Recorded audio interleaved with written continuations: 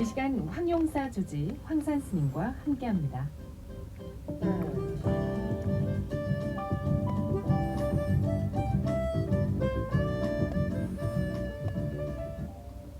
반갑습니다. 장마가 곧 시작된다고 그러죠.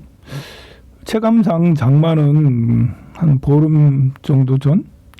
한참 전에 장마가 온 것 같았는데 그렇잖아요. 좀 비가 자주 오고 날이 흐리고 날이 약간 선선하고 6월 한 달 동안 더운 날도 있었지만 그렇지 않고 구름 끼고 비 온 날이 참 많았어요.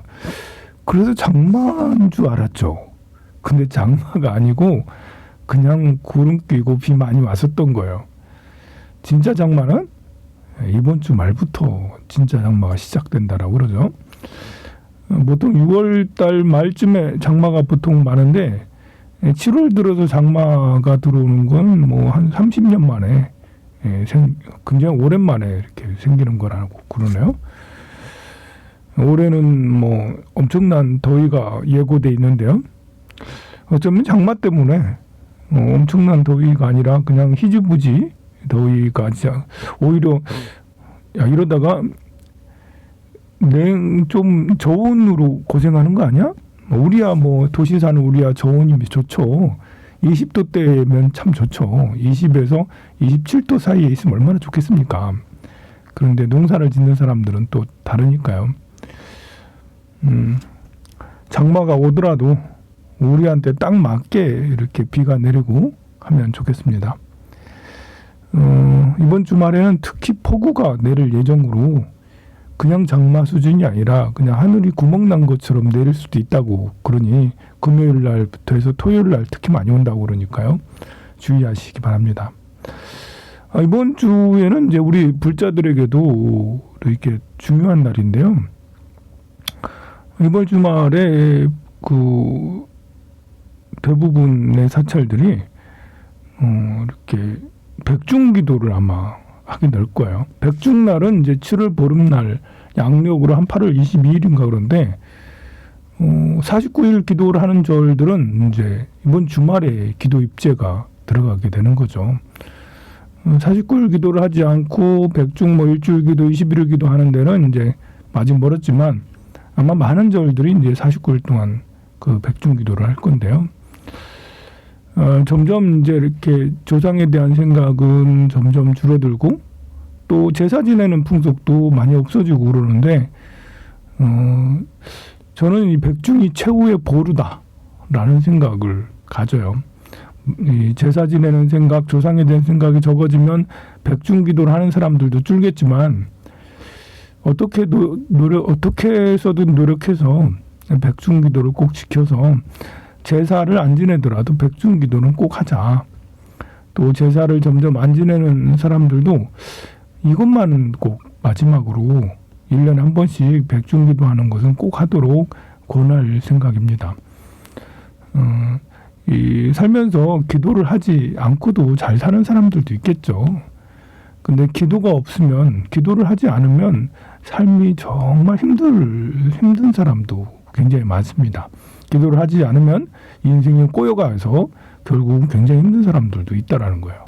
또 대부분의 사람들은 기도나 수행의 가피를 잘 모르지만 기도나 수행을 이렇게 하다 보면 자기도 모르는 사이에 자기 삶에 큰 도움이 돼요.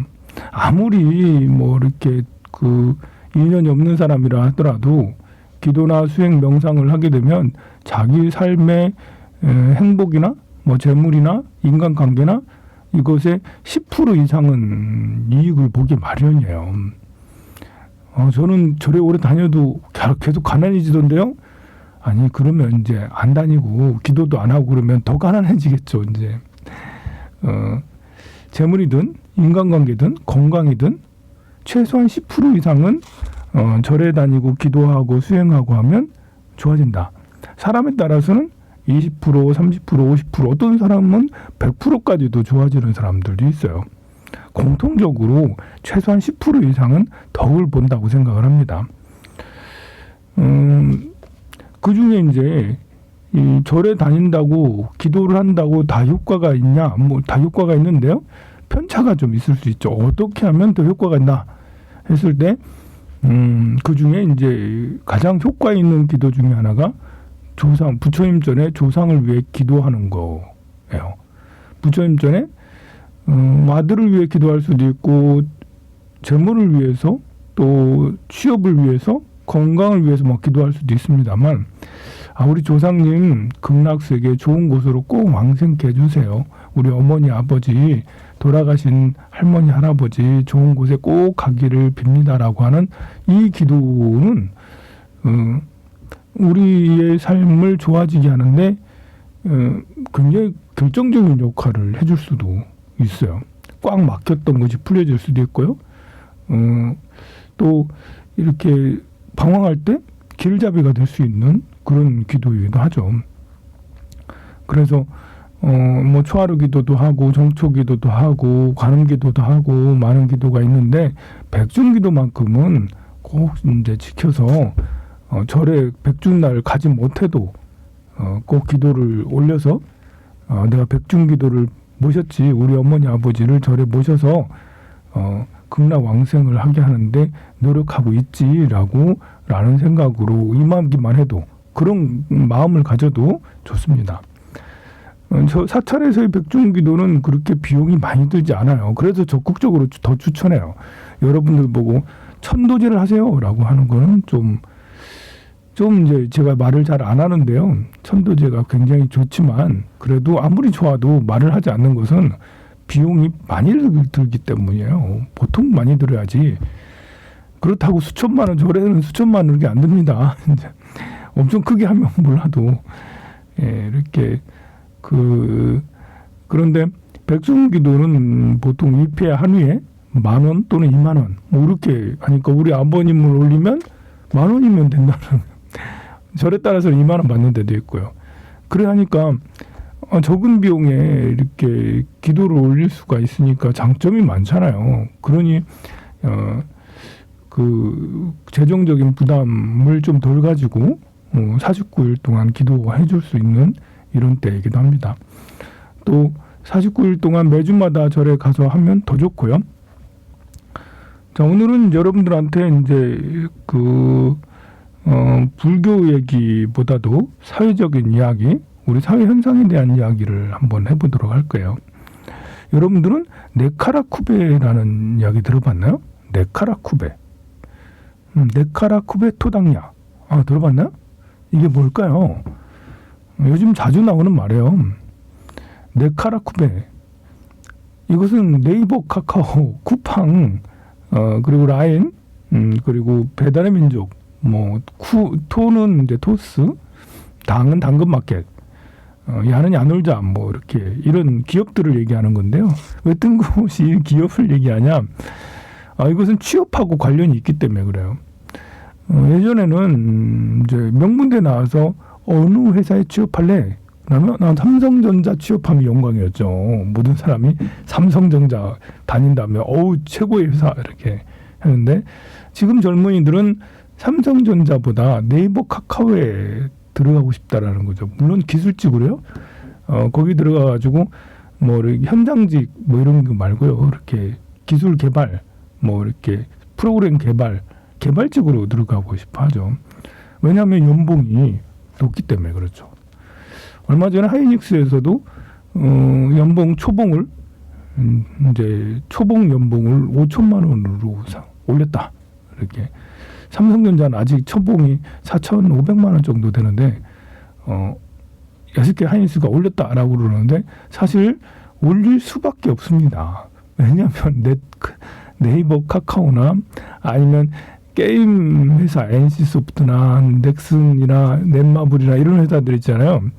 그런 회사들 개발자들은 연봉이 벌써 오래전에 5천만 원대가 넘고 이제 6천만 원, 오히려 더 될 수도 있는, 그것도 초봉이 그렇게 돼가고 있기 때문에 그렇습니다. 이렇게 IT 회사들은 또 프로그램 개발 이런 이제 회사의 인재는 그 회사의 명운이 달렸잖아요.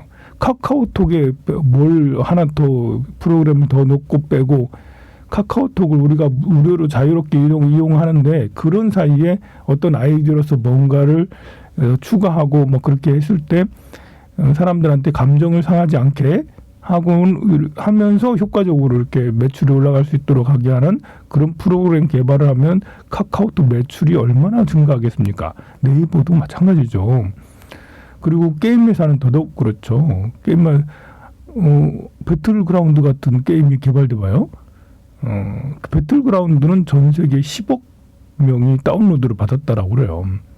1년에 몇 조 원을 벌어들이는가? 이제 매출만 해도 뭐 10조라든가 영업이익이 1조, 2조, 3조 이 정도 되는 엄청나게 그렇게 그 많은 이제 이렇게 많이 벌어들이는 그런 기업이죠.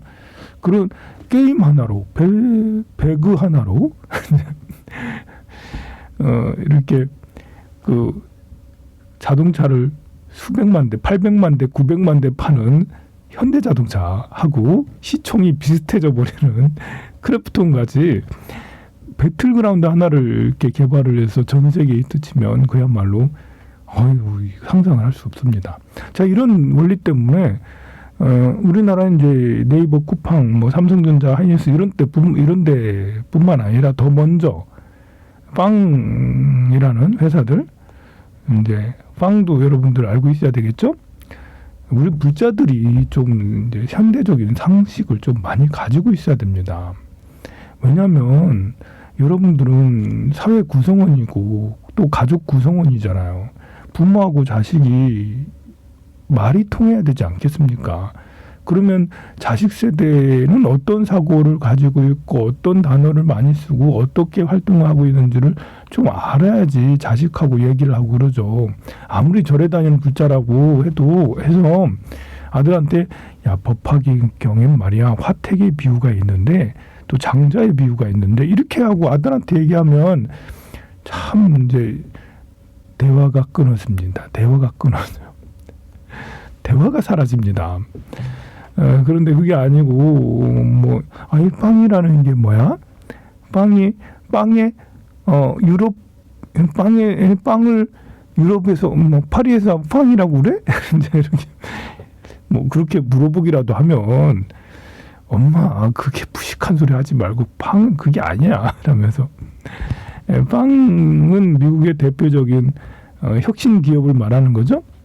이제 페이스북, 애플, 뭐 그리고 구글, 그리고 넷플릭스 이런 회사들이 빵에 해당이 돼요. 그 아마존까지. 그런데 빵 말고 마가라는 게 또 있어요. 마가. 거기에는 이제 이렇게 4개의 기업인데 미국을 대표하는 4개의 기업이죠. 마이크로소프트, 애플, 아마존, 그리고 구글. 이것은 이제 그럼 빵하고 마가는 비슷하면서도 약간 다른 게 있는데요. 마이크로소프트가 있고 없고 차이가 좀 있죠. 마이크로소프트는 기업이 조금 더 오래됐어요. 구글이라든지 넷플릭스라든지 이런 데보다 마이크로소프트가 더 오래됐죠. 90년대부터 있었잖아요. 마이크로소프트는 이제 할아버지예요. 90년대 윈도우 95 해가지고 1995년 이때부터 이제 생기기 시작해서 90년대 후반에 엄청나게 성장을 해서 2000년대 초반에는 세계에서 제일 큰 기업이 됐죠. 몇 년, 10년 만에 그냥 엄청난 기업이 됐죠. 그런데 이제 이렇게 빵이라는 것은 대체로 2010년 이후로 굉장히 성장한 그런 회사들이죠. 뭐 구글도 그렇고 애플도 애플은 오래된 회사이긴 하지만 마이크로소프트 보다도 더 오래된 회사이기도 하지만 갑자기 성장한 건 2010년 지나서 갑자기 엄청나게 성장을 했기 때문에 또 아마존도 이렇게 책 장사하다가 2010년대 엄청나게 성장을 했고 넷플릭스는 그야말로 더 신생이고 페이스북도 신생이고 그래서 미국의 어떤 그 전 세계죠. 전 세계의 빠른 그리고 시대를 앞서가는 이런 회사들을 이제 빵이라고 그러고 공룡 대기업을 마가라고 그렇게 이야기를 하죠. 그걸 왜 알고 있어야 되냐고요? 21세기에 살고 있는 여러분들은 여러분들 다들 돈에 매여 살잖아요. 돈 없으면 못 산다고 그렇게 불평하고 그러잖아요. 돈 해서 살잖아요. 그러면 돈 없으면 못 산다라고 한다면 돈에게 지배당해서는 안 되는 거잖아요. 우리가 돈이 없어도 돈에게 지배당하기보다는 우리 원리를 알아서 그것을 이해하고 있으면 그래도 덜 지배당하게 됩니다. 그러면 이 시대에 자본을 움직이는 회사들에 대해서도 알고 있는 것이 여러분들이 내 건강에 행복도하고 관계가 있습니다. 그냥 맨날 아무것도 모르니까 돈 없어가지고 이렇게 힘들다고 그러지 말고 시장의 어떤 이제 이렇게 자본의 이동의 원리 이런 것들도 이해하고 있으면 되죠. 그걸 이해하는 데 있어서 가장 기본적인 게 우리가 쉽게 알 수 있는 것이 일단 큰 기업이라도 외우고 있어야 돼요. 팡이 뭐고 마가 뭐 이런 것. 그리고 한 10년 전에 20년 전에는 들어가고 싶은 회사가 삼성전자였는데 지금은 바뀌었다. 지금은 네카라쿠베 토닥야로 바뀌었다. 현재 지금은 이제 이렇게 연봉을 많이 주는 대로 젊은이들이 이동을 하게 되는데요. 예전에는 그래도 스타트업에서 경력을 쌓아서 네이버 카카오 가고 그랬는데 요즘에는 그 인력도 부족해가지고 네이버 카카오 이런 데서 초봉부터 그렇게 줄게. 얼마든지 경력 안 쌓아도 돼. 빨리 우리 회사에 와. 이렇게 이쪽 계열 IT 계열의 인재는 정말 부족하다라고 그래요. IT 계열은 정말 인재전이라 할 수가 있거든요. 빵들 뭐 아마존이든 애플이든 구글, 특히 구글 같은 데 이런데요. 뭐 페이스북도 마찬가지죠. 이거는 이제 거의 뭐 이렇게 어떤 소프트웨어를 개발하느냐가 그 회사의 명운을 좌우하기 때문에 구글에서 안드로이드가 없었어 봐요. 그게 지금의 구글이 됐겠습니까? 안드로이드가 없으면 안 되는 거죠. 애플도 OS가 없었으면 어떻게 되겠어요? 그냥 스마트폰만 파는 이런 곳이들. OS를 개발하지 않았다면 지금의 스마트폰도 없었겠죠. 근데 그런 것들을 개발을 누가 하겠어요? IT 개발자들, 그 세상을 이제 바꾸는 자들이니까요. 연봉이 엄청납니다. 뭐 우리나라 초봉이 5천만 원, 6천만 원, 거기는 이제 초봉이 억대가 훨씬 더 넘어가게 되는 거죠. 그리고 처음부터 이렇게 취업하기도 쉽지가 않아요. 전 세계에서 가장 그 분야를 뛰어난 아이들을 부르니까요. 우리나라에도 그런 인재가 많아야 되는데 그런 빵 회사들이 인재를 구인할 때 우리나라 와서 구인하지 않아요. 인도에 가서 구인해요. 인도에 IT 대학이 있거든요. 인도 10억 명이나 되는 13억 명이죠.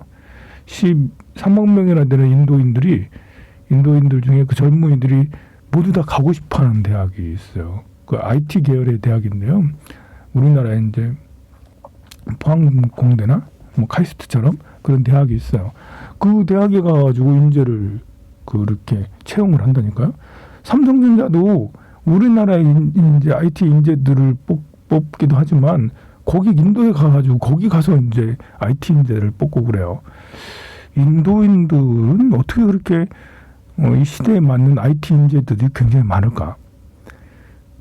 지금 이제 미국의 이제 마이크로소프트의 사티아 나달란이라는 이제 CEO도 인도 출신이거든요. 지금 현재 미국의 이렇게 굉장히 큰 기업에 그 CEO를 하고 있는 이들 중에 인도인들이 굉장히 많아요. 중국인들도 있습니다. 뭐 중국 이렇게 그 엔비디아 중국 계열인가요? 그리고 AMD도 중국 계열인가? 뭐 이렇게 그 중국 계열도 많은데 더 많은 건 인도 계열인 거예요. 그러면 난 궁금해. 인도는 가난한 나라고 가난한 나라면 인재가 별로 없을 것 같은데 근데 제가 인도를 몇 번 가봤지 않습니까? 인도를 가보니까 인도는 정말 가난한 나라고 못 살긴 해요. 근데 인도가 의외로 자유로운 공간이라는 자유가 있다니까요. 자유. 그리고 인도가 힌두교를 믿잖아요. 신을 믿어요. 신을 믿어도 기독교랑 다르죠. 기독교는 유일신이잖아요. 인도는 다신이라고요. 인도인보다 그 신의 이름이 더 많다라고 할 정도로 인도에는 힌두 신들은 그야말로 신이 너무나 많습니다. 나무신, 바람신, 뭐 이렇게 밤신, 낮신, 뭐 이렇게 별의별 신들이 다 있어요. 보면. 그리고 그들을 섬겨요. 그 신도를 이렇게 소나무가 있으면 소나무의 신, 뭐 새기둥이 있으면 새기둥의 신, 뭐 이런 모든 것에 신을 다 바치고 심지어 파멸의 신도 있어. 이 시바라는 신은 파멸의 신이거든요. 우리는 파멸되는 걸 싫어하잖아요. 근데 인도인들은 파멸의 신을 제일 좋아해요. 제일 숭배하고요. 제일로 최고로 치고 그래요. 시바 신을. 이 죽음의 신을 누가 좋아하겠어요. 우리나라 사람들은. 직선적인 세계를 가진 사고를 가지면 이게 죽음이라든지 병들미라든지 파멸이라든지 정말 싫어하게 됩니다. 그러나 순환적인 세계 그리고 다양한 세계를 사고를 갖게 되면 그러면 이제 죽음이나 파멸이나 파괴 이런 것들에 대해서 파멸에 대해서 수용하는 마음이 다른 거죠. 그러니 인도인들은 다른 나라 사람들보다 더 풍부한 상상력을 가질 수밖에 없어요. 개념이 이래라 저래라한 개념에서 많이 벗어나 있기 때문에. 그리고 이렇게 채식주의자들도 굉장히 많습니다. 인도의 거의 대부분의 여성들은 채식주의자예요. 고기를 잘 안 먹어요. 남자들도 채식주의자 엄청 많고요. 그리고 인도 여행을 이렇게 이제 성지순례를 다녀보면 인도인 가이드들이 보면 그 신비주의적인 성향을 많이 띠고 있어요. 보면. 근데 이제 신비주의라는 것이 헛된 공상이라고 할 수도 있지만 이것은 초월주의, 메타적인 사고를 가질 수가 있기 때문에 IT 계열 쪽으로 가게 되면 사상과 철학 쪽으로 가게 되면 엄청 깊고 넓은 세계관을 가질 수가 있다라는 거죠. 그러니 인도인들이 수학을 잘할 수도 있다라는 것은 그런 상상력이나 그런 정신세계의 영역이 이렇게 다른 나라보다 덜 경직되어 있고 자유롭기 때문이라 할 수가 있습니다. 물론 인도인들을 많이 채용을 하게 되는데요. 안타까운 건 우리나라가 좀 안타까운 거예요. 우리나라는 그래도 이렇게 세계에서 머리 좋기로, IQ 좋기로 유명하잖아요. 우리보다 더 IQ가 좋은 나라 찾아보기 어렵습니다. 저 싱가포르나 좀 이런 데나 좀 IQ가 좀 날라나? 이제 이렇게 인구가 많고 5천만 명 이상 되고 이렇게 하는 나라 중에 아마 우리나라가 이제 제일 IQ가 좋을 텐데요. IQ가 좋고 뭐 한 거에 비해서는 IT 인재들, 미래를 선도하는 인재들은 좀 드물다. 비해서는. 우리나라 경제 규모가 GDP 총 생산량이 세계 10위 정도 돼요. 10위 하기도 하고 11위 하기도 하고 뭐 이렇게 캐나다보다 앞서기도 하고 뒤서기도 하고 브라질보다 앞서기도 하고 뒤서기도 하고 할 정도인데요. 세계 10위 정도 되는 GDP 생산량을 가지고 있어요. 그렇다면 우리 국가 경쟁력도 한 10위 정도는 해야 되지 않겠어요? 아니 국가 경쟁력은 그보다 더 해야 되죠. 우리가 올림픽을 하면 금메달이 전 세계에서 잘할 때 6위, 7위 막 이러고 있어요. 보면 좀 잘못하면 15위권 넘어서면 온 국민들한테 뭐 하냐고 스포츠 선수들 당장 이제 욕먹습니다. 이렇게 스포츠도 이렇게 12위 전후로 이렇게 하고 있고 또 이렇게 우리나라는 반도체도 자동차도 뭐 2차 전지도 뭐 바이오도 엄청 이렇게 그 미래를 선도할 수 있는 그런 기술들이 굉장히 많지 않습니까? 그런데도 국가 경쟁력이 23위라고 그래요. 예, 그렇게 반도체나 뭐 2차 전지나 바이오나 이런 것들이 훌륭해도 그 국가 경쟁력을 측정하는 그 나라에서는 인재 역량도 중요하게 이렇게 채점을 했던 거예요. 거기에는 싱가포르 같은 나라는 5위에 들어가 있고요. 대만 같은 나라는 8위에 있어요. 대만에 우리가 밀리다니. 야, 이건 좀 자존심 상하지 않아요? 싱가포르에는 좀 밀릴 수 있어. 왜냐하면 싱가포르는 도시국가잖아요. 조금만 하고. 그리고 싱가포르는 수백 년 전부터 상업 지역이었기 때문에 거기 사는 사람들이 이렇게 좀 그 집약적인 공간이니까 사람들이 좀 더 이렇게 그 인재 역량이 더 나을 수 있고 뭐 문화가 더 발달될 수 있고 도시가 그러니까 도시 자체가 그러니까 싱가포르의 1인당 GDP가 5만 달러인가 6만 달러인가를 굉장히 높습니다. 이제 근데 우리나라가 싱가포르랑 비교하지 않는 것은 그냥 도시국가니까 도시니까 조그마한 도시니까 그래서 비교하지 않는데 그래도 대만은 좀 다르죠.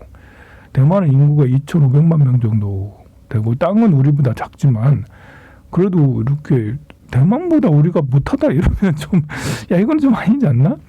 그런데 실제로 대만이 높은 점수를 밟고 있는 거는 인재가 혁신적이라는 것이 많다는 거죠.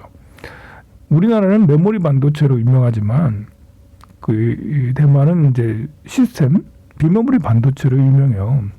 메모리 반도체는 이제 그렇게까지 많은 인력보다는 거대한 공장과 공장 속에 들어가서 이렇게 하는 단순직들이 많이 이제 필요한 거죠. 물론 이제 우리나라 그 메모리 반도체도 개발자들이 필요하고 많이 이제 고급 인력이 필요합니다만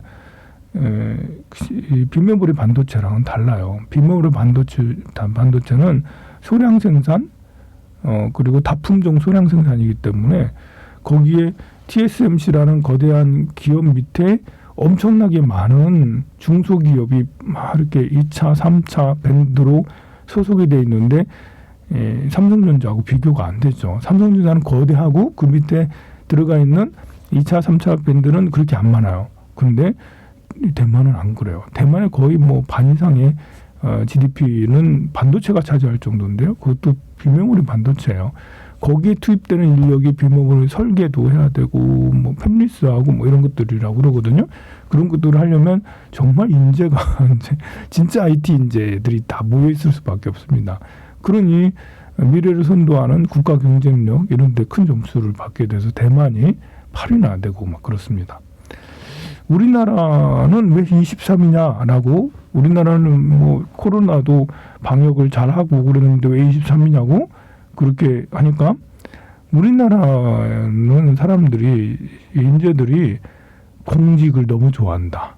의사, 변호사, 판사 뭐 이런 것만 하려고 그런다. 공무원을 준비를 한다.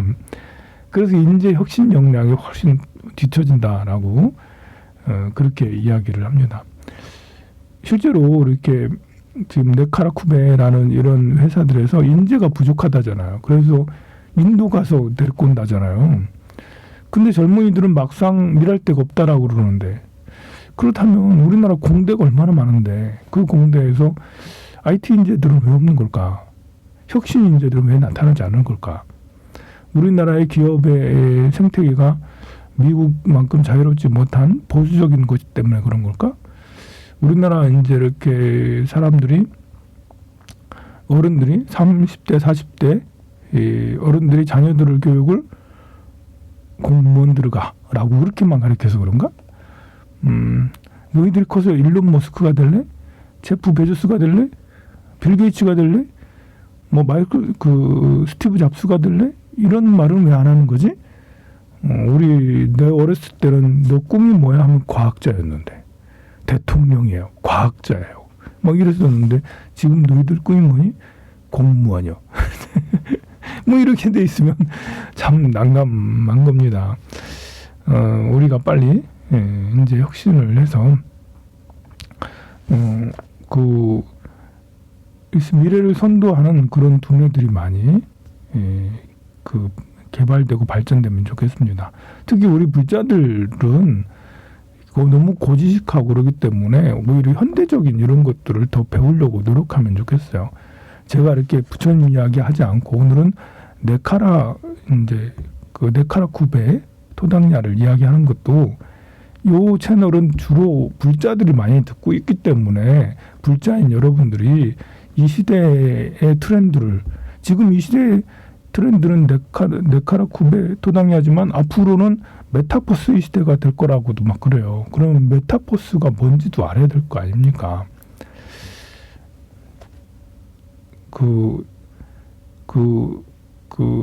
장마 조심하세요. 성불하세요.